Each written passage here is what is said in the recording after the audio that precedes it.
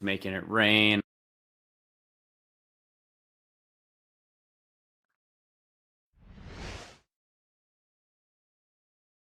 OTAs, baby. Chris Olave and Honey Badger look amazing. Jameis might need to take a trip to Europe with me for some of that special goat blood, get it injected into his knee. Besides that, things look great. Saints look like a 15-2 juggernaut. Thomas, hit that intro. Hey, Ralphie, Andrew, and Dave. All right, I got a little intel. Your Saints Happy Hour podcast? Yeah. It's a joke, all right? And I'll tell you what, you, Ralph, you mispronounce everything, okay? I listen, I go, what the? Does he not know the English language? All right, Ralph, try to get an English class in there every now and then, okay, pal? Hey, Andrew! Think you're smart, huh? Think you're smart? You're in big trouble, pal. You piece of shit like you for breakfast. And then, of course, there's Dave. Dave, a little obnoxious? Got a little bit of chip on your shoulder, huh? You gotta cut people down all the time? Is that what you gotta do? But know that life is good. Appreciate it. Do what you do. Keep on keeping on. Shooter out. Oh! Right, everybody. Welcome to another edition of Saints Happy Hour podcast. We're struggling right off the jump. We are live on Twitch. If you aren't, follow us on Twitch and remember to subscribe to Saints Happy Hour wherever you get your podcasts. Also, become an annual patron at patreon.com/Saints Happy Hour to get the best Saints podcast every day and get 2 months for free. By the way, you got 2 more days to become an annual patron at the $12 level so you can get the Smoke Monday Everyday t-shirt. Do it before you run out of time. When I fly off to Gay Paris, if you're not signed up at the $12 annual level, you can't get the shirt. So just do it. By the way, I want to thank, we got lots of new subscribers on Patreon. Thank you guys so much for supporting the show. Thanks to Jeffrey and Tommy for signing up. Thanks to Jacob in Canada and George for upgrading to $12 annual level. They're getting their Smoke Monday t-shirt before training camp. And thanks to Budrich. Right before the show started, he signed up for 9 freaking months on Prime. Way to go, Butteridge. We love you. And did Making you know, it rain. Like Butteridge, did you know you can support the show free every month if you use Amazon Prime, and practically the whole world has Amazon Prime. All you have to do is go to twitch.tv/Saints Happy Hour and type !sub in the chat. It's really that easy. Thomas even made a step-by-step instructional manual for you. So you go ahead and do it. Even if you're listening to the audio version of the show, you can click on the link and click on the instructions. Boom, it'll take you 2 minutes. You're done. And by the way, you can do it every month. It's not just a one-time thing. It's a way to support the show, and it doesn't cost you anything. Before the show, you guys said you had no alcohol. I'm drinking the champagne of beers. Andrew, you're raiding your in-laws' liquor cabinet. What did you find to drink? Yeah, so I'm actually disappointed that Dave's not here today, so he could not turn his nose up at what I was able to find. And I hope my in-laws aren't going to get mad at me, but I was able to find this Appleton Estate rum, Jamaican rum. And so I opened it. It was unopened, so I just opened it, and hopefully no one gets mad at me, but this is what I could find. So actually, it's pretty good. Is your father-in-law going to be like, who is drinking my rum? I think as long as I don't touch his red wine, I think we're good. We're good. Kevin, you have no booze in your house. You're currently a dry county in the held estate. I mean, that's the bottle that I finished last week. And obviously I'm lazy, so I haven't taken it out to recycling. So my options were this or amaretto. So before the show, I was asking you guys, like, can you even drink amaretto without something else, like on its own? I might try that next. Not really. I mean, that's like you like sip on a shot, right? It's like a digestive. You never go wrong with the high life, though. That's all I'm saying. Sure, it's nothing but dudes running around in shorts. But Chris Olave looked amazing. Honey Badger wearing number 32, damn right. Jameis's knee, he looked like me kind of walking around. I'm not going to lie. He was limping pretty bad. But it's OTAs, and we want to be excited. Thomas has the video. Andrew, the OTAs. They had some things that we'll talk about in a couple of segments of the UDFA Sun Draft. Some UDFAs looking good, but like, what's your main takeaway from OTAs that we had this weekend? Well, first of all, I just want to say I can't believe my internet hasn't crapped out already. I'm in a situation where I'm at my in-laws in Baton Rouge, and It's I've been trying 1997. the whole pre-show. I've been trying to find a pocket where there's internet in a room, and I found this room, which is actually the laundry room. There's cat food on the counter right next to me, which I'm getting wafts of every 5 seconds. That's The disgusting. lighting in here is terrible, but this might be the pocket of internet. So far so good. I don't have my Yeti mic, so I'm talking through my AirPods. So this is all makeshift. Apologies in advance, but OTAs. Look, a lot of guys aren't there. I don't think there's not live tackling, not a whole lot to take out of it. But you mentioned Jameis, and I would start there. Kudos to him. I think he understands the moment. He understands the importance of little stuff like Jarvis Landry and Olave, who he's never played with before, getting used to how the ball comes out of his hand and him getting used to how they come out of their breaks. Mhm. And it's that little stuff with chemistry where clearly he's not 100%. I think a lot of quarterbacks probably would sit that OTA out.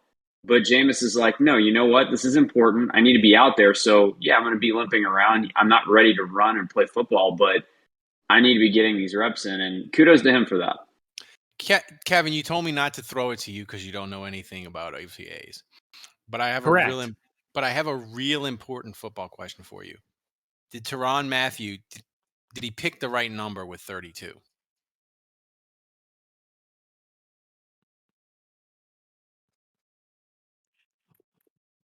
Go on ahead and educate me. What's the significance of 32? I don't know. Like, I'm asking you, do you like the number 32? Did you want him to have a because remember now you can have single digits now. So should he have gone like Doesn't matter. single It's digit? still gonna be one of the top selling jerseys on the team. Oh, no doubt about it. Like, it's easily gonna be top 3, arguably top 2. He should have, Andrew. He should have paid Taysom like $100,000 and got number 7. Right? You feel better about his jersey than Jarvis Landry between the two? If you could only get one, would you get Matthews? Ooh, that's a good question. I think Could he still change 32 to 7? Yes. Between now and okay. Yes. Well, I think it's unlikely he would get 7 because Taysom Hill has that. But yes, he could change. Mean, if they could reach a deal, he could feasibly get number 7. Yes. Okay. In theory.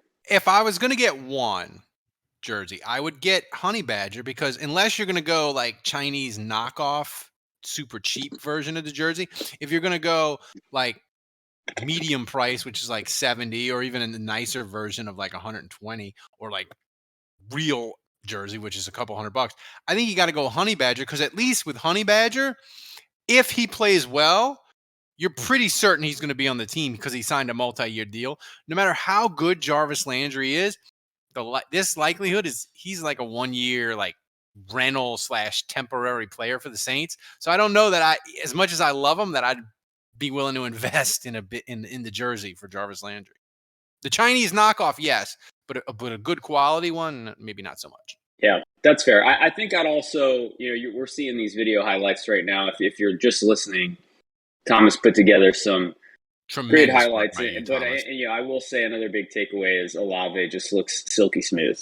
And I was reading some comments that Jeff Ireland said about him, and just talking to some people that were at this camp at this OTA.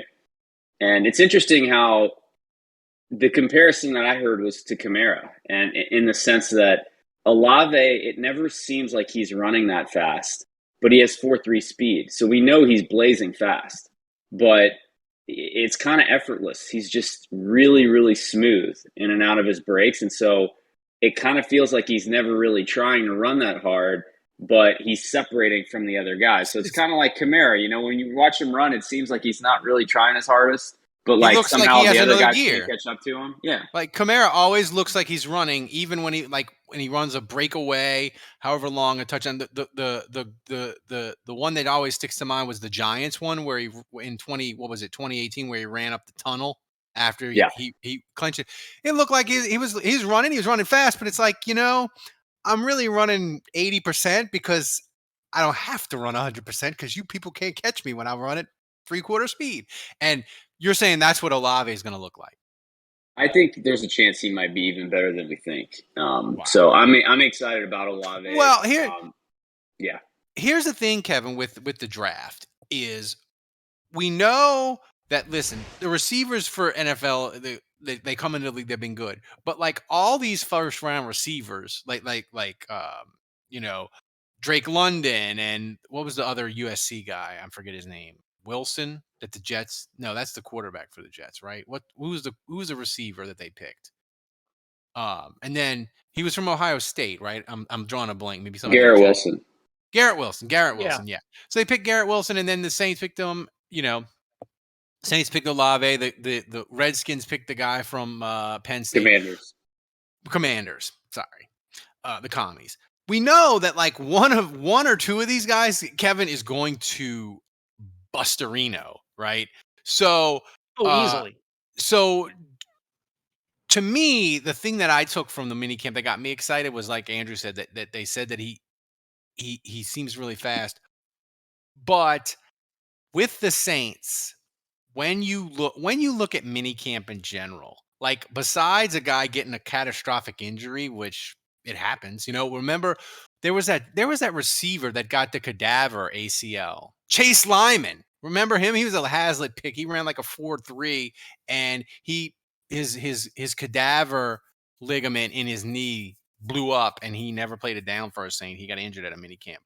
But besides that, Kevin, the main thing that I take away from this mini camp is that our UDFA Sun draft board is completely changed. I got nuggets of information from people. I had sources. I was scouring the Twitters, looking at every single nugget that we could find. And let me tell you something. It's chaos on the big board. We got all kinds of things go. Of course, Smoke Monday is still number one. But Dave, if he doesn't, I don't know what the word would be, close the trade, if he doesn't get the paperwork in and get to Olive Garden, that could fall through. But I look at this big board, Kevin Kroll.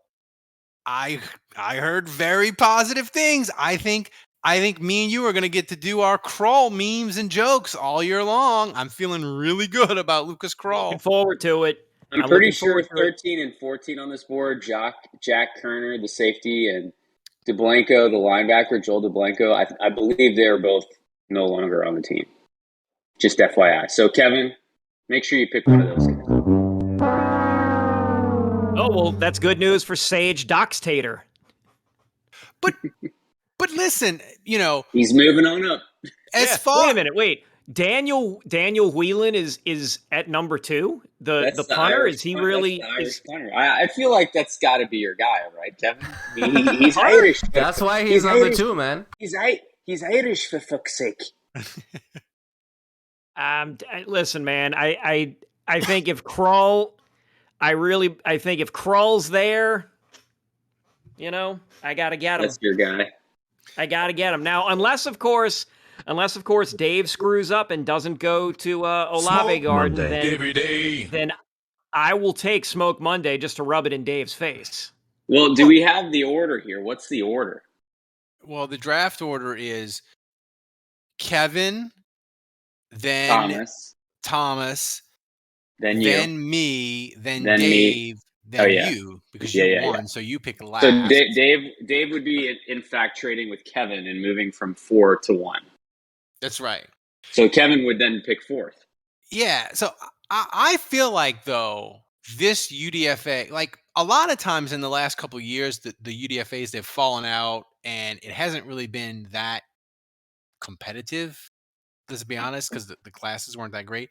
I feel like this year, Andrew, Smoke Monday, Kroll, Abram Smith, that's 3 really good guys that I see having very clear paths to the roster. Shaheed, you say he doesn't have a path to the roster because wide receiver's loaded, but all he has to do is run a punt back during training camp in a game, and he has a real solid shot. That's 4. So I think this group of UDFAs is really, really deep, and this draft is going to be fun. And this year, this fun competition that we have, which, by the way, people ask me, how did you think of this, Ralph? And I thought of this one day because it annoyed me that people in the media would do victory laps about, I told you about that UDFA, when really what they do is they name like 7 guys. They're like, I like that guy, I told you. So I was like, no, you got to pick one guy and ride with that guy. You can't list 7 UDFAs that you like and then take credit when one of them makes the roster. So I was like, let's do a freaking draft, and that's your guy, and you got to ride with him. So that's how the UDFA draft was born, and it is one of our most favorite things that we've done. It's probably like my besides stumbling into Thomas and hiring him, it's probably like top 3 favorite things that I've ever created. Well, the more I think about it, we're all getting something out of this trade. So I don't think Kevin should drop from 1 to 4. It should be Dave just goes to 1. I can give you my spot, Everyone slides back a spot. Yeah. Right. So Kevin's at 2, Thomas is at 3, Ralph's at 4, and I'm at 5. Everyone just slides back 1 to accommodate the trade. Yeah. I think that's how we do it. That stinks because that means I'm gonna. I mean, I wouldn't. You're a scholar and a gentleman, Juge. I don't care what Dave says. Dave could go off the reservation picking though. He might go like Schweiger or something. Like Dave could go something weird. You're thinking of where he gets the first pick, and it's like a Mario Edwards situation. That would be a Mario plot twist. Yeah, he's taking Smoke Monday, and out of nowhere he does something crazy. The one thing I will say, number 10 on the big board, John Parker Romo. He sounds like a serial killer. He's a kicker, but he sounds like he puts people in freezers. So that makes me tempted to take him because that means he'll do anything to make the team. All he needs is another Will Lutz injury. Oh my God! Stop. If I'm Will Lutz, I'm taking out. I'm increasing my insurance coverage. And by the way, one last thing on OTAs and minicamp is Florio from PFT. He's ridiculous. He's like, Jameis is going around with a limp. Maybe the Saints will look at Jimmy Garoppolo. I mean, what is that? I mean, Jameis Winston, his knee could fall off tonight. We could do breaking news tomorrow, and I guarantee you the Saints are not going to trade for Baker Mayfield. They might not ride with Andy Dalton, and they might go get Garoppolo when San Francisco would cut him, but they are not trading for Baker Mayfield. I guarantee that. There is no way. And I just don't want Kevin in his fragile, now his dating situation is rocky. I don't want Kevin to be in even a more fragile state. The Saints giving away more future picks for Baker Mayfield. That would be bad, Kevin. Would that make your summer even worse? That would be ruinous. Ruinous. No, but the chat's interesting. October Risk says, I'm going Abram Smith. Andrew, how legitimate is his path to the roster, you think, right now, pretty legitimate, because really Tony Jones Jr. is who he has to beat out to make the team. So, yeah, I would say when you consider what Tony Jones Jr. did last year, which was not much. Yeah, Kevin's former UDFA pick, by the way. I think he has a legitimate shot. It was interesting to hear Jeff Ireland talk about him, read about that. He really likes what he gives the Saints on first and second down as an interior runner, which is kind of what Ingram does. But if Kamara gets suspended, to me, it's kind of like they want maybe someone that's a little bit more dynamic catching the football. So that would be interesting to see, and I do think at some point maybe they go look outside the building if and when the shoe drops on something like that. But otherwise, I think he just has to beat out Tony Jones Jr. Whenever Tony Jones Jr.'s name comes up, Kevin, the only thing I think of is in 2020, the Saints finished the season against Carolina and Kamara was suspended, and Carolina's defense was dog poop, and your UDFA son was about to run for $150 and 3 tutties, and he got injured, and then they put in Ty Montgomery, and he ran for $120. Didn't he run for like $120 in a touchdown? Yep. So I always feel like that, and because of that, I think Andrew ended up being the winner, and that always makes me mad. Dave won with Malcolm Roach. Oh, because of Malcolm Roach. Yeah, that Dave's even more insufferable about winning than you. So I felt bad for Kevin because we made fun of Kevin when he picked Tony Jones Jr. and he was so close to getting it. It's the story of my life. I make good decisions. They just don't pan out. The thought process was correct. The luck was bad. I like the Lucas Kroll fathead on your wall. I got the Lucas Kroll fathead. I got the actual Kroll, the Kroll disc with the knives, fathead. And I'll have more. If Kroll makes the team and catches even like one pass, this whole podcast is just going to be me and Kevin making Kroll memes, jokes, references. We're going to drive away 90% of the audience with 80s. Or we'll inspire them to watch a classic from the early 80s. I don't know.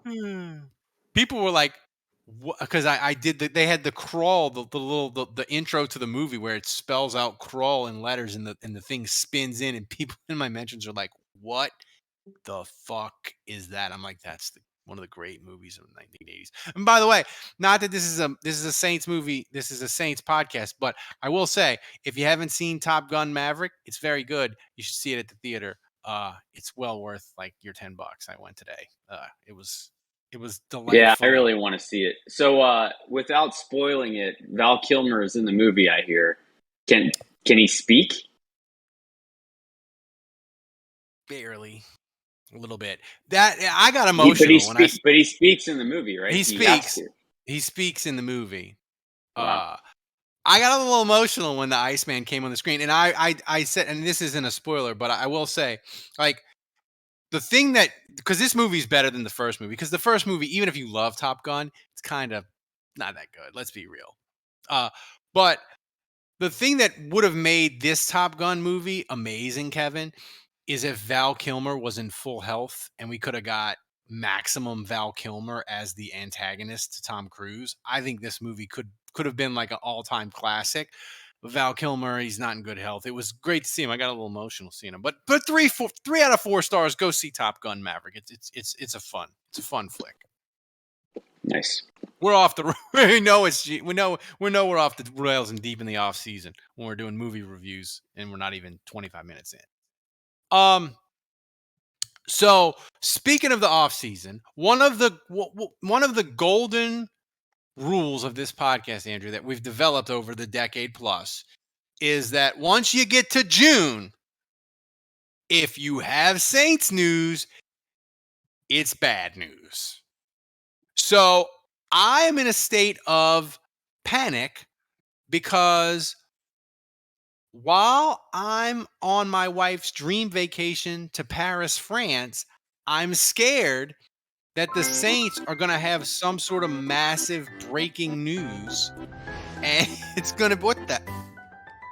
Oh, my God. Dock his pay! That is horrific! For those of you listening, it's Ralph in Paris next to the Eiffel Tower, and he's saying, "How's my audio, Andrew?" It's a dumpster next to the Eiffel. Are you wearing that beret? No, he's got his hat on. He just has a hat on. Like you look like Tony. For the wrestling fans listening to this, you look like Tony Khan in that Photoshop during Why is there a Falcons drape behind you? It's because it's a dumpster. It's the dumpster. Get behind a dumpster at the Eiffel Tower. That is wrong of you. So, like Ralph, like snooping on is the woman supposed to be your wife? I don't. Where is Sally in this? That's not his wife. Nowhere to be found. I've met her many times. That's not her. That's not her. And why am I wearing? Well, Ralph, you're hiding wearing something from us, I guess. I'm next to a dumpster wearing a 3-piece suit. Which Ralph, I won't tell your wife, Ralph. But yeah, what's the time difference in France, Andrew? Is it like 6 or 7 hours? Depends on depends on 7 daylight hours. saving, but usually 6 or 7. It's the same time zone as Poland. So if the Saints have breaking news at like 2 in the afternoon, I could theoretically hop on if I can find a dumpster in Paris. But Oui. are there any moves left for the Saints to make that wouldn't be a calamity like Joe Morgan sleeping in his car and getting a DUI? Oh, I don't think they're going to add a running back, but again, the Sonny Michel thing, like it proves that they're at least looking, and I think they could potentially add a running back. Otherwise, like I think they're pretty much set at all the positions. I don't think they need to do anything else. It is a little surprising to me that Quan Alexander's still out there. At some point, would he come back on a pathetic deal? I think Loomis would be like, sure, you want to come back if you're not the starter and we pay you $1 million. If you just want to play and be a backup, come on, and we'll see if you can make the team, kind of thing. So, I mean, unless something like that happens, no, I think the roster is fine for now, and it's set up the way it needs to be set up. And we'll see as camp goes. A lot of times as you get into it, injuries happen, or maybe there's players that you were kind of expecting to rise to the occasion and they look terrible. And, that's where you start to get some clear answers into, we really do need to go get a guy here. Obviously they cut Jari Evans one off season, and they went through training camp and through preseason, and it was clear, like, we don't have a right guard. Seattle cuts Jari Evans, and the Saints say, you know what, let's bring him back. That was the hilarious. Sometimes you figure that out. He counted twice on the cap, Kevin. He counted when they paid him when he was actually playing and his dead money. That was hilarious. Yeah, but Kevin, else. What if the Saints, for good reasons, they add a running back or an extension, or it's bad news, and they and Andrew has to fire up the breaking news siren? Where in Paris would be the funniest location for me to have to record the breaking news podcast? Like what in those catacombs where the skulls are all over the wall? I was thinking like Moulin Rouge. I was thinking like he's watching the can. Or he's being chased down the street by an angry mime, like swinging a baguette at him. Funny story. The Garden of Luxembourg. Funny story. I was in Paris, and when I went 20 years ago for LSU study abroad, and we were out, and somebody else in the LSU abroad program got so drunk, and they heckled this mime so much. The mime broke character and said something really, really angry to them in French, which I don't know, and then pushed his girlfriend into a fountain. So that's my mime story from Paris. Wow. Like, you're gonna try to recreate that, right? I mean, maybe. I don't know. Like, what's a common insult in French, Andrew, that someone would yell at you? Va te faire foutre is a good one. Oh, what does that mean? Like, go fuck yourself or something? Yes, exactly. Va te faire foutre. Yep. Yeah. All right. So yeah, we're excited. Now, this is sort of not in the rundown, but before we get to the rest, it's a better one. This will be easier for you, Ralph. Just say enculé. Enculé? Enculé. Yep. What does that mean? It just means take it up the tailpipe kind of thing. You take it up the ass, basically. Enculé. Enculé. I'll remember that if my waiter's mean to me. It's kind of like, it doesn't mean the same thing. It's not a direct translation, but it's kind of like you would throw that out, and it's similar to being in London and calling someone a wanker. You throw out enculé to a guy like in the street, and you're probably getting punched in the face. French people will punch you in the face? Less likely than being in London and saying wanker to someone. You're definitely getting punched in the face if you do that in London. Oh, yeah. Oh, yeah. So But before we get to Kevin's love update and questions and trivia, I want to talk about, because we talked about the biggest need, and we talked about players that it's their final chance. But I want to talk about this sort of um weird phenomenon with the people, like experts, Kevin, that they're sort of in this mode of, like, the Saints, they lost Sean Payton. I don't know how their offense is going to get better. He was an offensive genius. I don't see how this offense gets any better. They lost Sean Payton. They lost Teron Armstead. I don't see how they get any better. And I feel like it's either people being obtuse experts, or they really didn't watch the Saints, because the Saints offense was a disaster at points last year. And I know Sean Payton was a great coach, but, like, they were 32nd in passing. Like, there's literally nowhere to go but up. So, Right. so why do you think these experts are just vomiting out these talking points that, like, Sean Payton's gone, Armstead's gone? Like, I don't know how their offense is going to be better. Like, Ralph, it's a common issue in any sort of predominantly national journalistic field. It's you get a story, like you get a common thread or a common talking point, and you focus on that. Like, the angle is the Saints offense floundered last year. Clearly they don't even know that. Yeah, like that. I feel like they don't know that. They just look at it and they're like, the Saints went 9-8. The offense must have been pretty good. I know the defense was great, but the offense must have been pretty good. They went 9-8. I feel like it's going to be. They went 9-8. They overachieved. I can't, and they overachieved because it was Sean Payton pulling the strings. How's Dennis Allen going to do this? They lost Sean Payton. Again, that ties into what you said about the whole they lost Sean Payton. They lost Sean Payton. Again, they're just going to pound that narrative until Jameis and Olave Garden and Michael Thomas and Kamara all shut it down. Like, that's just the way it's going to be.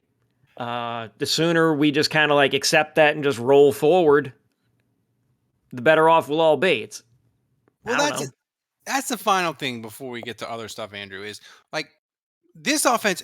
There were stretches like the Buffalo game, even the Dallas game to a certain extent, and the Tennessee game, even though they lost and it was close in the Atlanta game. Like, Atlanta and Tennessee were kind of kicking the Saints' ass, and the Saints offense didn't move the ball until Atlanta and Tennessee were like, "Oh, okay, we're ahead enough. We can play lax." And then Trevor Siemian would have, like, brief moments of competency.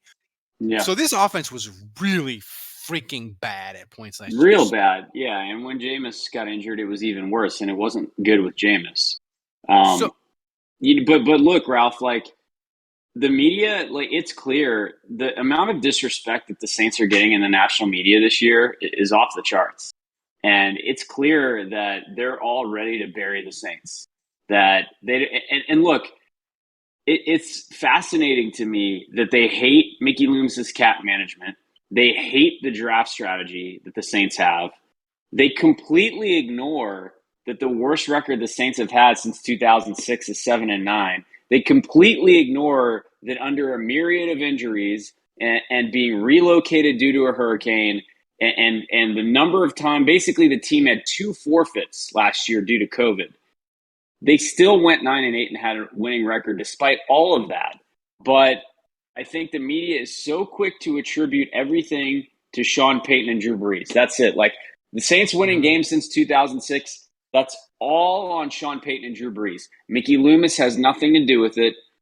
Jeff Ireland has nothing to do with it. Dennis Allen has nothing to do with it. And so I think everyone's just like, Payton and Brees are gone. So, like, all these things we hate about the Saints have nowhere to hide anymore. Because apparently it was just Brees and Payton that were kind of like scotch taping and putting up walls where, like, they were making it work with these horrible strategies that would otherwise implode at their face at any time, right? So I think it's really interesting how the national media, despite the fact that Mickey Loomis in the league by owners, other GMs, like he's widely respected as the most shrewd, the most on top of things. But in the national media, Mickey Loomis doesn't get that credit.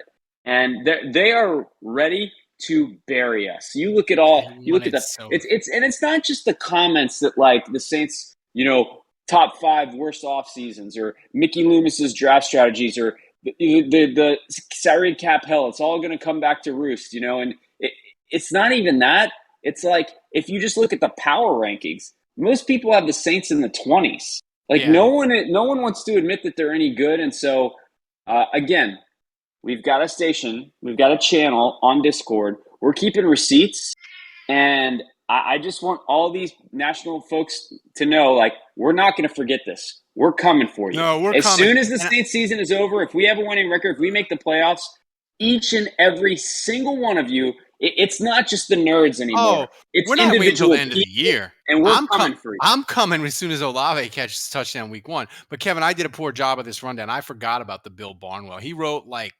5,000 words, and he ranked the worst off seasons from 32 to 16. And then he's going to do, I guess, part 2 of the off seasons that he thought were good. He had the Saints as the 4th worst. And the thing that of all the things that drove me nuts, two of them drove me practically crazy. Is one, he pretended like in 2017 the Saints amassed all these picks and traded down, and that's why they had a great draft in 2017. He just omitted the fact that they traded up for freaking Kamara in the 2017 draft. You know what it is? I think I've decided. I know what it is, Ralph. Go ahead. It's that it's the fact that the cap didn't sink the Saints, right? They were 100 million over last year, and they still went 9-8. And this year, they started the offseason 70 million over. And all these nerds, they wrote articles that when Sean Payton and Breeze leave, it's all going to tank. And the Saints are making them look bad. Mickey Loomis is fielding competitive rosters. The Saints are kicking the Bucs in the teeth at will. And they're still in the mix to make the playoffs every year. And so these articles that they wrote 2-3 years ago, they're not coming to fruition, and Mickey Loomis is making them look bad, and they're pissed off. Yeah. And real quick, Peter King, he's the one guy that actually likes the Saints. Surprisingly, has the Saints ranked 11th. I know. He's the one guy, which is weird. And thinks they'll do better this year. And he acknowledges, he's like, mysterious person told me they'll miss Sean Payton more than they think, and he agrees with that. But he also says you're going to have Michael Thomas, Chris Olave, and Jarvis Landry available to catch passes. That you can't discount that, and he seems a lot more confident. Like, how weird is it that Peter King is weird. The guy it's bizarre world. It's that's bizarre the world. most confident, seemingly? It's bizarre world. That's odd. You know who it was last year instead of Michael Thomas and Olave and Jarvis Landry? It was Kevin White and Kenny Stills. That's right. And the other thing that drove me nuts. The other thing that drove me nuts about the Barnwell column, Andrew, is he was mad at the Saints. He's like, they could have got comp picks for Armstead and Marcus Williams, but they signed Andy Dalton instead. I'm like, first of all, we don't know that they're not getting comp picks. Don't pretend that you understand the comp formula, because no one does. All right, that's the first thing. The second thing is you don't know that Andy Dalton. We needed a backup quarterback. You don't know that Andy Dalton didn't have some offer ready to roll from another team. Sometimes, like, this isn't decisions to sign players is not based on whether or not you get a comp pick. It's based on what other offers they have out there, how much other teams are pushing to get a guy. And if Andy Dalton was their guy and they're like, this is the guy we want behind Jameis, and it's really important that we get him because he has great experience, and he's a guy that we want in the room helping Jameis study, helping Jameis look at film, blah, blah, blah. Andy Dalton was a great get. And like, you don't wait until June 1st or after post-draft to sign a guy like that for a comp pick if you're definitive on the fact that you need to have him because, oh, by the way, your starting quarterback is recovering from an ACL injury and should be ready by week 1, but may not be. Yeah, I just like it. Just the Barnwell column, and I apologize, Thomas. I should add this as a bullet point. We could have had you make fun graphics making fun of him. It just annoys me in that his whole perception of the Saints is wrong. Like I said, they traded up for Kamara. They needed a backup quarterback. And listen, me and Kevin, we want the Saints to trade down. They never do it, and we accept it. But Kevin, I do think this addiction and this love of these comp picks, it drives me nuts. It drives me freaking batty. It's like explain to me why Mickey Loomis keeps getting disrespected for the way he conducts his business by these national media guys, and yet he's gotten Ryan Pace a job.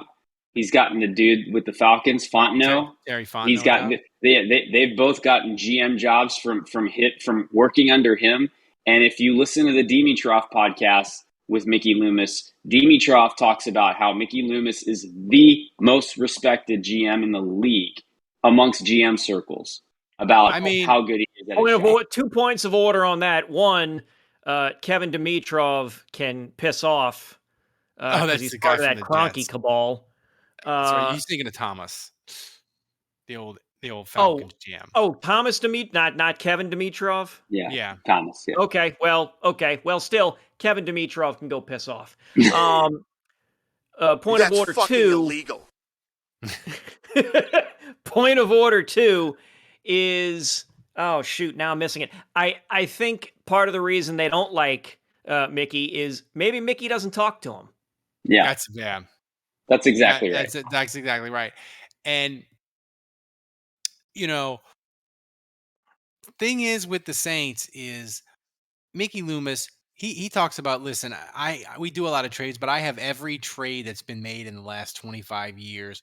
I know what it's gone for. I know what the values and the charts say. And we'll see. We'll see with the nerds, and we'll see how it goes. But it's another reason to become a patron. That Nerds Receipts channel is amazing, and I am so invested in Saints because I just want to start banging on those nerds, and I'm not going to wait. Like Olave catches a touchdown week 1, I'm banging on him then. Like I don't care as long as Olave is better than that receiver the commies picked at 16, I'll bang on him. So, all right, before we get to trivia and Kevin's love update, I want to remind you people one more time. Sign up by June 1st, $12 annual level to get your Smoke Monday t-shirts. We have 44 Smoke Monday every day signed up for that t-shirt. That's freaking amazing. You can wear that around with pride. I mean, that's a design by Dave. He's not here, so I'll give him a lot of credit.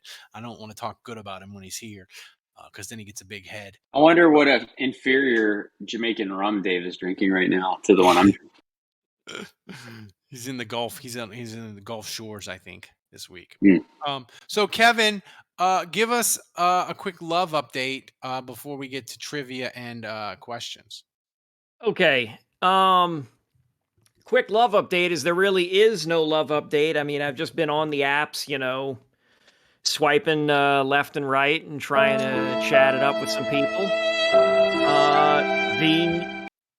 I'm going to digress or diverge off this path here because something odd happened on Saturday. That's the one way to put it. Yeah. My 82, I believe he's 82, my 82-year-old neighbor passed away on Saturday. Guess who found his body? That would be you, I'm assuming? That would be me. Ugh. I found him. I go outside my house, and I see him sitting in a chair by his bushes. He'd been trimming his bushes, and I see him kind of like slumped a little bit. I'm thinking, maybe he nodded off, maybe the heat, something like that. I walk up to him, I jostle him, I kind of talk to him a little bit, hey, wake up. Nothing. Oof. And I'm thinking, boy, he looks paler than usual. So then starts to panic kind of sets in, get out the phone, start dialing 911, run to a couple of neighbors' houses, try and get them. And as I'm talking to the operator, one of my neighbors comes out. He gets his wife to come across the street. She feels for a pulse and like feels on his chest. And she's immediately like, oh, yeah, he's dead. Well, I'm talking to the operator and she's telling me, you know, I need you to get him out of the chair and get him on the ground and start doing CPR to him while EMS is en route.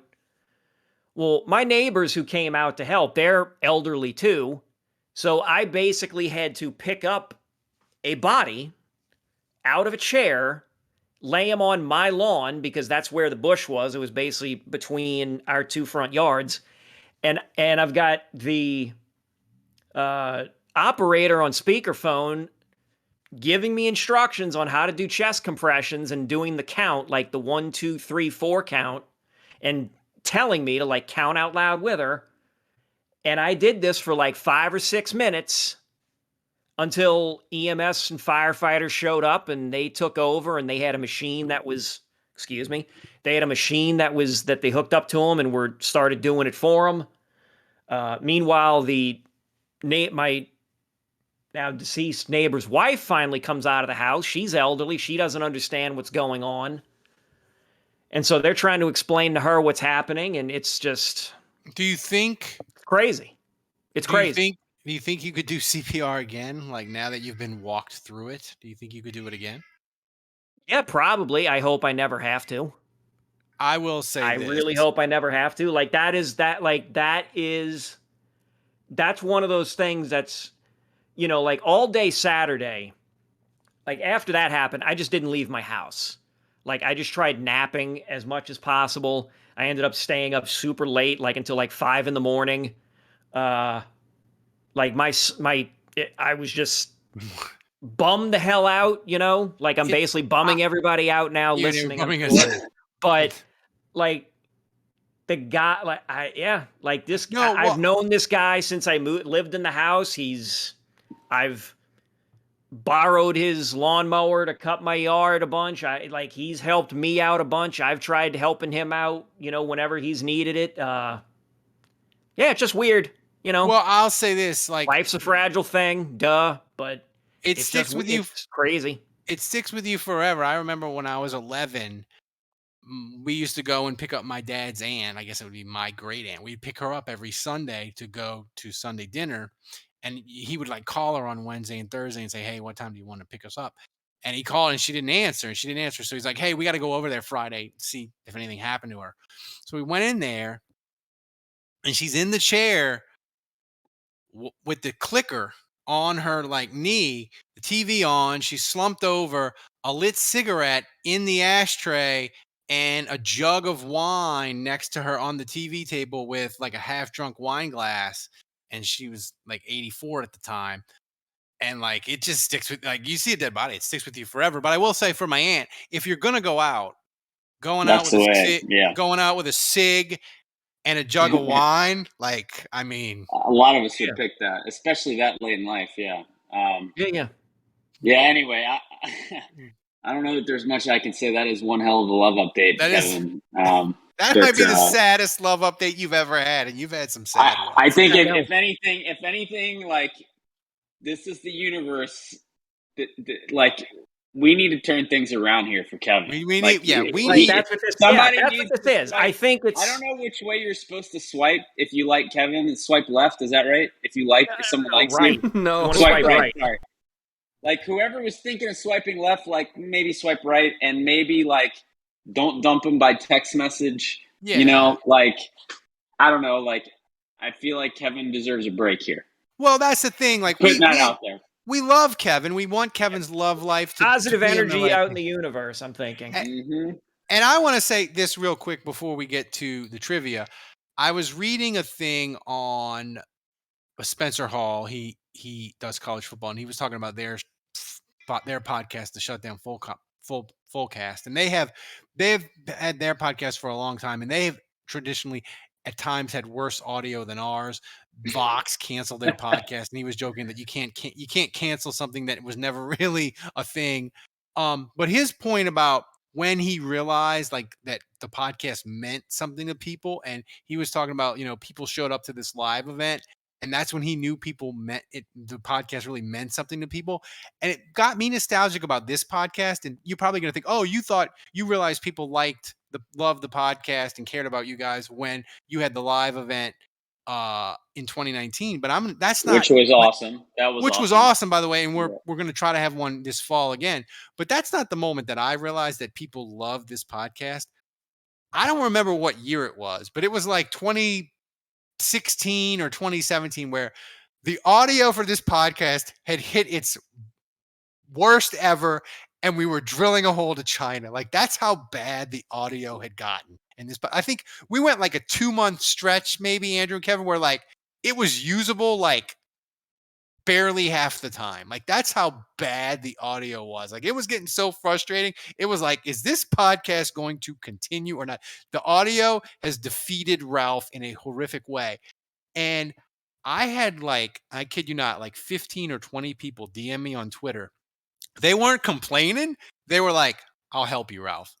I love the show so much. I will help you. And like Matt Morales, Dan, Jeff, they all were like, we'll help you fix the audio. And that was when it hit me that people love, like, I was like, God damn, people really like this podcast. They care about us. They're like wanting to help us fix the audio. So it got me nostalgic. And I just wanted to thank you guys. And Kevin, sorry, your love updates are getting worse and worse by the week.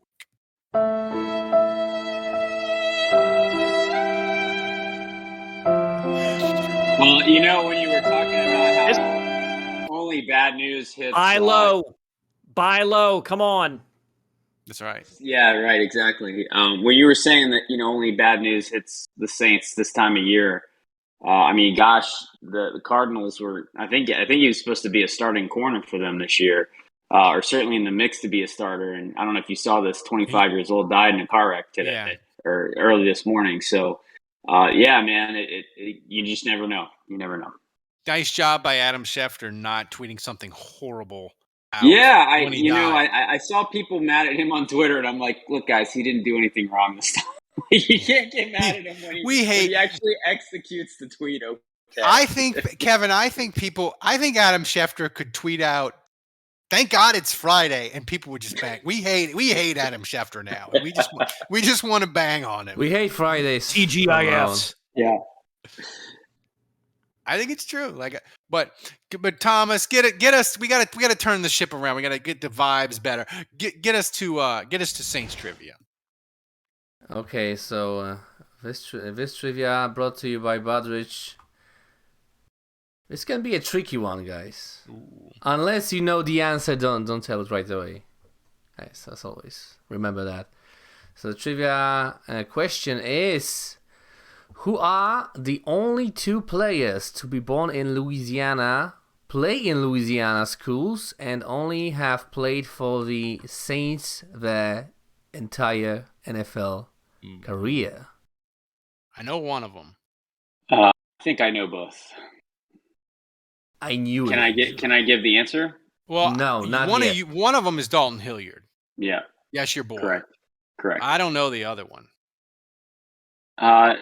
So I was going to ask, does Devery Henderson, I know he was with the Redskins in camp, but I don't believe he ever played for the Redskins. So does Devery Henderson would be my next one. Does he count as? I don't know.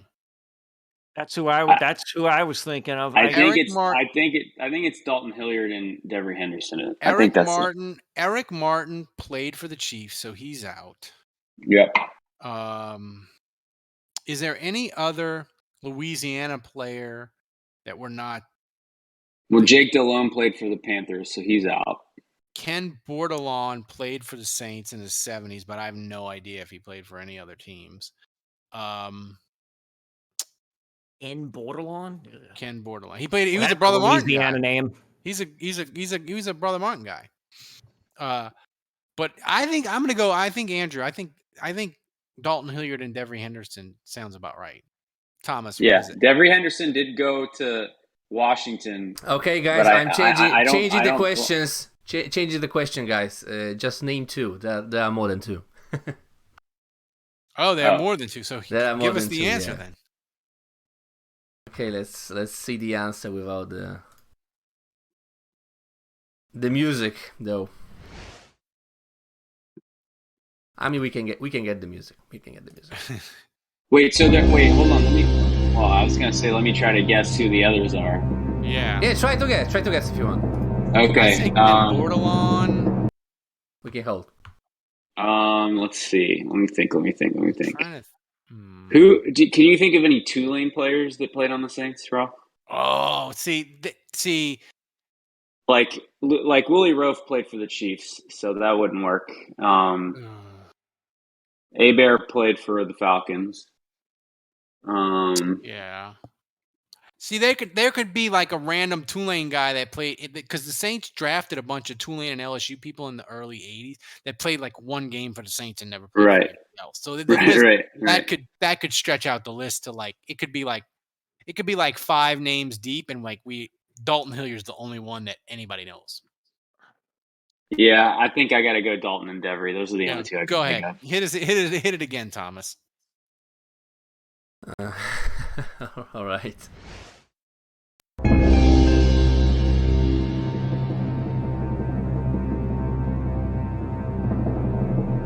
Devery. Oh, Hokie. we forgot about Hokie. Hokie Gajan, of course. Wait, Dalton Hilliard. Yeah, but we forgot about Dalton Hilliard. Oh, Unfortunately. Okay. Sorry, guys. Hokie was a big miss. We should. Yeah, it's a big miss. Yeah, it's a big miss. Big miss. It's a fail by us. I feel sometimes we get this one, and I feel like, that was a really hard one. We didn't get it. But we stumped the question guy. Yeah. We stumped the Schwab. We stumped the Schwab. So I think it's like 50-50. I think it's. He got revenge on Badrich. Yeah. So before we get to questions and get the finger guns, Thomas, we got to give the people a Malta update. By the way, Malta, you're disappointing us. We're 9th in Malta. That's pathetic. Do better, Malta. But Thomas, we have another Malta update. Give it to us. I hope you can see that, guys. Yeah. This is the only photo I got. The Malta Saints won a trophy. Yeah. Yeah. What I'm looking at. They won the league. Yeah. They won the league. The Malta Amateur Football Association. They look. So wait. So is that rugby 9? or football? That's football, I believe. How are we number 9 then? I would think that the listens would be through the roof. That's right. I think you think they'd be through the roof because the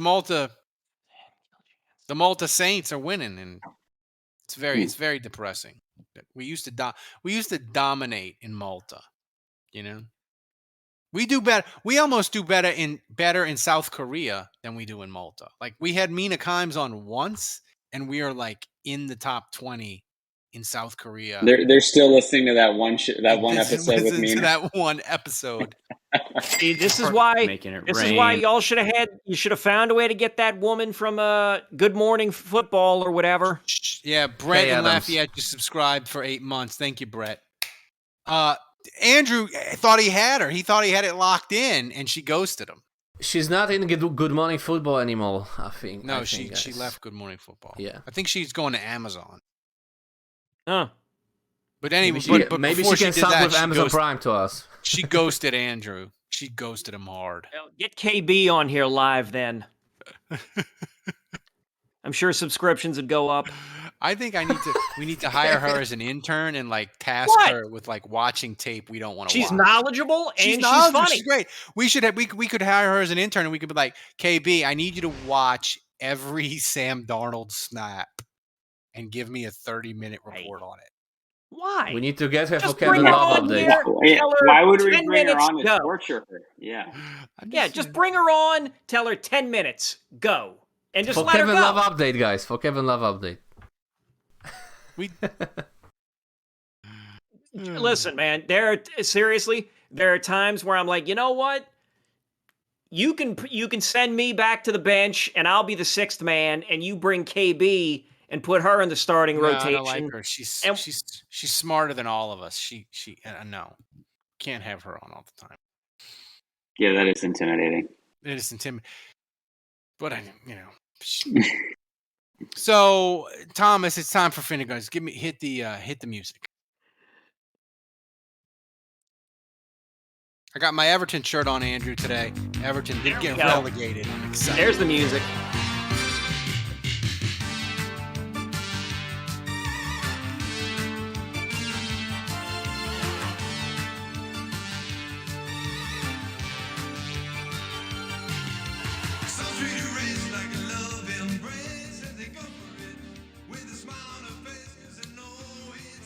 All right, Thomas, what you got for us? Okay, we didn't have that many questions this week, but still enough for the show. First question from this is a funny one. ZN MWR from our Patreon Discord, and he asks, how long before Michael Thomas says he is still too hurt to play this season? And what would we do if that is the case? It did dawn on me when we signed Jarvis Landry. But I was like, is this a luxury move, or is Michael Thomas not coming along as well as we hoped? Well, we talked about it in the Patrons Only podcast where he wasn't at OTA, and should we be panicked about it? And Kevin, my thing with Michael Thomas is I think we got excited because Dennis Allen went out there to visit him, the new receiver coach, Cody Burns. And we're like, oh, their relationship's better. So that must mean he's on good terms with the Saints and everything's progressing well. But it's really two different things, right? He fixed his relationship with the Saints and it's in a better place. But his ankle still might be wrecked. And this is it. If Michael Thomas, if he doesn't play close to his capabilities or if at all, that's 3 years in a row. He's done with the Saints. They'll June 1st. Yeah, if he doesn't play this year, he's done with the league. He's done, right, Kevin? Yeah. You can't not play 3 years in a row and still be on the team. Yeah, yeah. So, but the question is, how long before he says he's too hurt to play, right? Ooh. So that's taking the ultimate pessimist view, and I would say, if he's not ready for training camp, that would be the dividing line, the line in the sand. If training camp starts and he's still not practicing, he's still then it's oh shit, here we go. Kevin, when do you, in your mind, when is the dividing line for you where if you don't see him play or practice by a certain time, you'd be like, I'm writing him off. It's done. Writing him off is different from panicking. I'm panicking if it's week 1 and he's not there. I'm writing him off if we get through the first quarter of the season. Man, 4 games, 5 games. At that point, I'm like, all right. You're much more patient than I am at this point. If I do not see him catch a pass in the preseason, I'm writing him off. He's got to play in a preseason game and catch 1 5-yard slant. But what if he's playing at training camp? If he's in training camp and they're just we're not going to risk him in preseason, and he doesn't play a preseason game, but that's okay. If he's practicing every day or most days, I'll let it slide. But I gotta see him catch a pass in a game in a preseason, or I gotta set him. You just want to see him beat Lattimore in a practice. Yeah, that's fine. That's fine. Yeah. That's fair. Yeah. All right, Thomas. Next question. Okay, next question from Le Badrich, the legend, and he asks, "Who is your way too early burn at the effing steak player of the year?" Ooh. I mean, not Dalton Hilliard, that's for sure.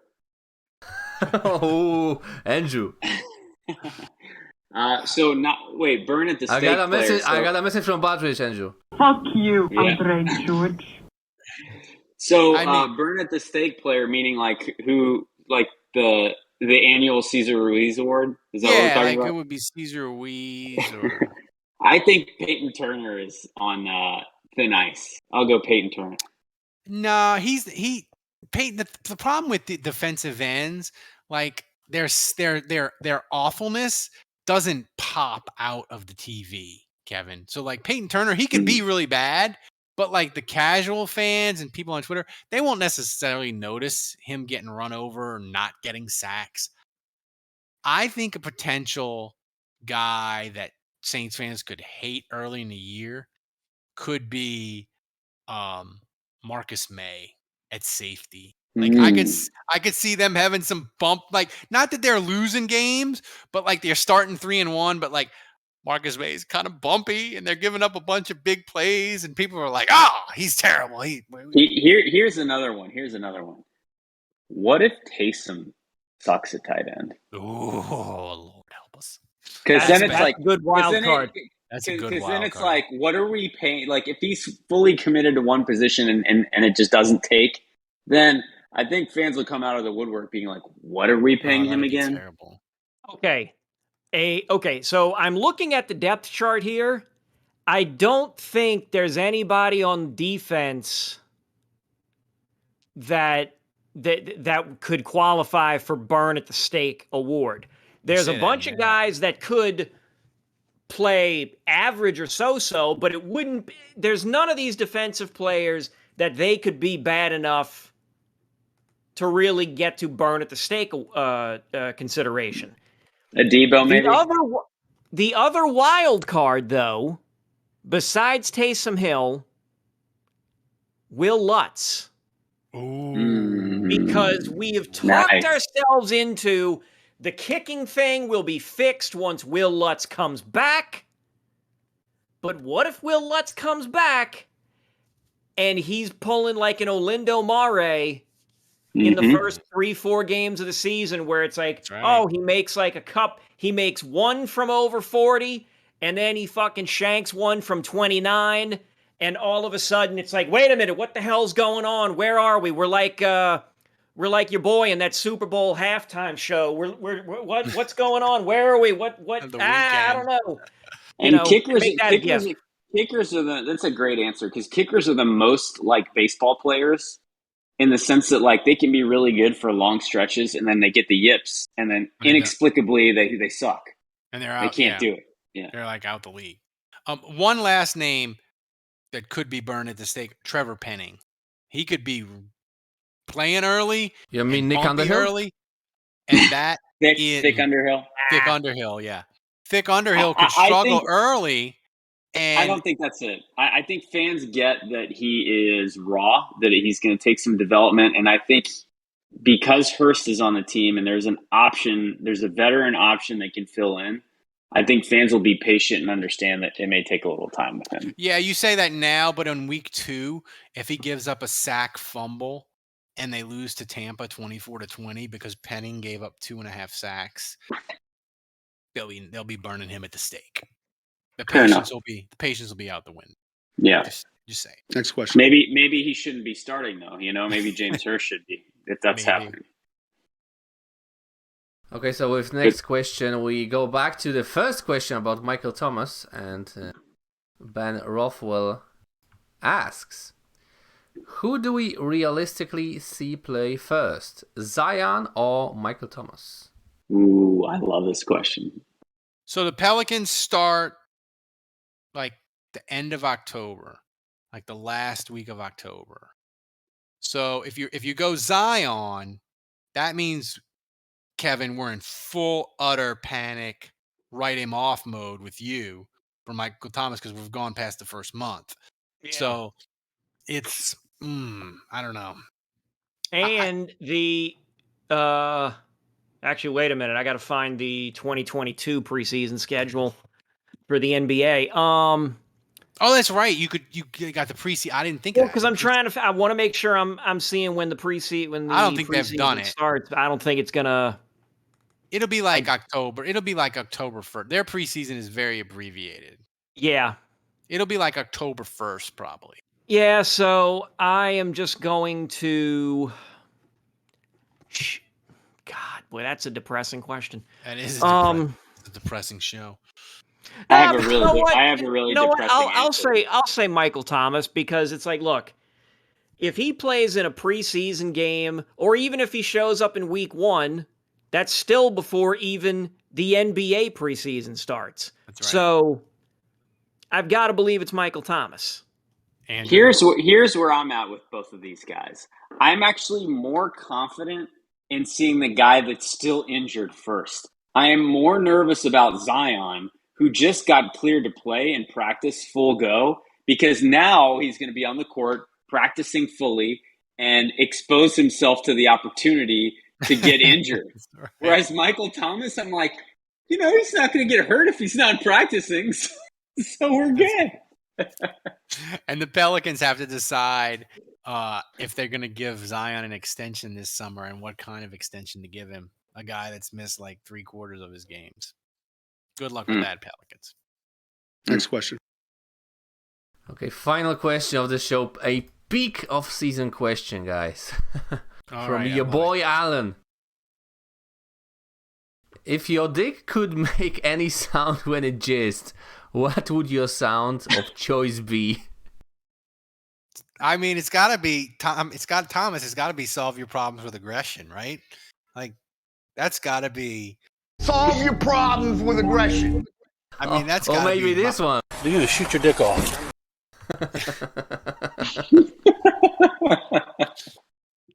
Jude is having a mini stroke right now. Hearing this question, Kevin, I feel like this is right in your wheelhouse.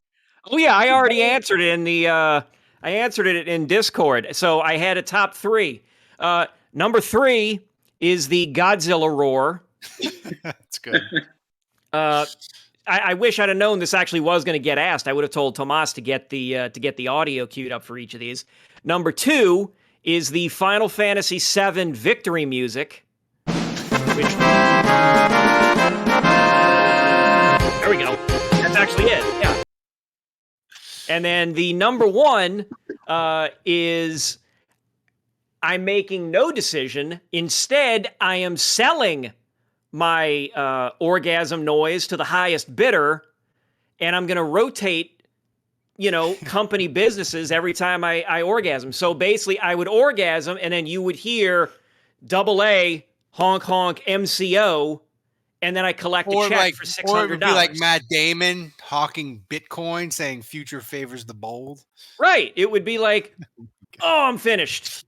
Future favors the bold. And then bang, I get a check, and then there we go. So, and the great thing about it is that applies to any time that happens. Yeah, so, give me the Frankie and Johnny ad. Give me the 1825 Tulane ad. Oh, that Seafood City. Seafood City. I'll take the Seafood City ad. I'll take the Lamarck Ford account. Trader Joe Peretti. Yeah, like basically, my dick will join the cast of Mad Men. I take it all. Right. I take it all back from me personally. No. There's only one audio sound that would be. It would be. It's got to be the breaking news. Goodness. It's got to be the breaking news. This is a great reminder of why I'm glad Kevin is on the show, so that I can abstain from answering questions like this. That's right. Good job, Kevin. Andrew is a proper member of society in Charlottesville. We can't be dragging his name through the mud. Actually, you know what? I'm really glad that Dave is not here for a question like that. Actually, what it should be, if Dave was here, would it be here till 11 o'clock with him answering this question? Yeah, yes. Ralph, for you, it should just be, oh, everybody. Or it could be this. Kiss my crippled ass. That too. I got a good one for Andrew, guys. Stop it. Get some help. It's pretty good. But thanks for the questions, guys. And I forgot to remind everybody, keep the questions coming. We will do we need the more, mailbag. guys. What? Keep them Keep the coming. questions coming. Okay. Perfect crazy. segue. We want you to come. But we'll have a rule for you. Keep submitting questions. We'll do the mailbags. Me and Andrew have done 2 or 3 of them. We use the extra questions in the mailbag. If your question doesn't get on the live stream, we'll use it later. Thomas updates it. We've been doing mailbags consistently. If you keep the questions, keep submitting them, we can keep doing the mailbags. So keep doing it, guys. So Thomas, do we have a clip of the week? Yeah, we do. We didn't have that many clips, guys, and I am disappointed, actually, guys. I am disappointed. Nobody clipped the, the venereal disease one. Oh yeah, nobody. The syphilis. Oh, y'all Syphilis. lacking. Falling down. Lacking. Unbelievable. It's the They caught off. us lacking. It's the dead period of the off season. We are still here doing the show every week, giving you the best we can. We expect you guys to keep up the same effort, and you disappoint us. Just saying. I mean, So what's the discussion about dick noise? This is as close as we could get to the syphilis. This is the post syphilis clip by Big JMC O2. Let's take a look. I'll tell you what. Now we're gonna win the Sports Writers Hall of Fame for best podcast. That's our entry right there. Yeah, what was that? submitting that Syphilis clip. that pushed the done, boulder man. up the hill? No, I mean, you know what? I'm done. Look, I know Matt Moscona has a good show, and he's listened to us before. He's joined us live before. But come on, there's no way it's as funny as our podcast. Yeah, it can't be the same. I mean, I don't know Greek mythology. You certainly don't. I don't know Greek mythology. What do you want from me? That's a great freeze frame on all 4 of us, by the way. It is. I like Andrew's especially. So, but guys, thanks for joining us. Thanks to everybody in the chat for hanging out with us. We had a decent crowd for a Memorial Day weekend. I hope everybody had a nice long weekend. But guys, here's the thing. I will be gone starting Wednesday, but don't worry, me and Andrew taped shows for you guys. And next week, we have the Best of Saints Happy Hour week. We picked the best shows from 2021 and the 2022 offseason. So you got the best of shows. Those are really great. We'll have the big show. I'll be back in Charlottesville, so I'll have a better setup situation. Hopefully that's not famous last words there, but yes. So we'll run the big show, and it'll be me, Dave, and Kevin. Kevin, you'll be there, right? Next Monday? Yes. Yeah. Yep. So I'll be your host. Make sure thoughts and prayers, please. So everybody. you can judge Andrew hosting and Kevin reading all the stuff that I have to read at the beginning. You can grade them all, and then you can decide how much better they are than me. While I'm gone in Paris, I'll be back in 2 weeks. It'll be fine. But thanks everybody for joining us. Thanks to Kevin and Andrew for joining us. Dave, who's MIA, he's on vacation in Alabama on the coast. And Thomas, as always, running the show in Poland, doing an amazing job tonight. I threw him for a curveball, added a bunch of extra things. He didn't miss a beat, was amazing. As always, extra salami for Thomas this week. Guys, remember, don't shoot your dick off. Until next week, the bar is closed.